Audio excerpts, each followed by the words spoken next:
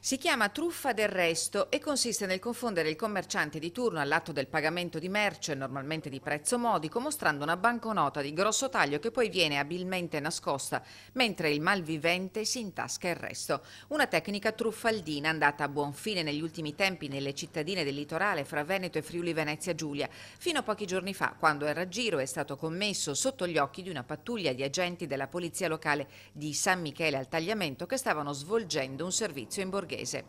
In manetta è finito Daniel Vaduva Constantin, romeno di 39 anni. L'uomo era a bordo di una Golf segnalata come sospetta diretta verso Lignano. I vigili hanno seguito la macchina fino a Bibbione, dove uno dei due occupanti è sceso per acquistare della frutta, ignaro della presenza dell'agente in borghese. E la truffa si è consumata puntualmente, con il commerciante raggirato e confuso dalle manovre del rumeno e con il resto di circa 20 euro messo in tasca in modo truffaldino.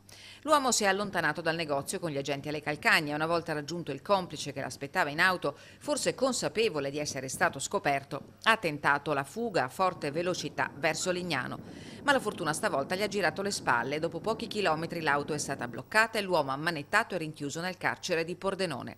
Il magheggio, messo a segno in modo seriale, potrebbe avere fruttato un bottino di diverse centinaia di euro al giorno.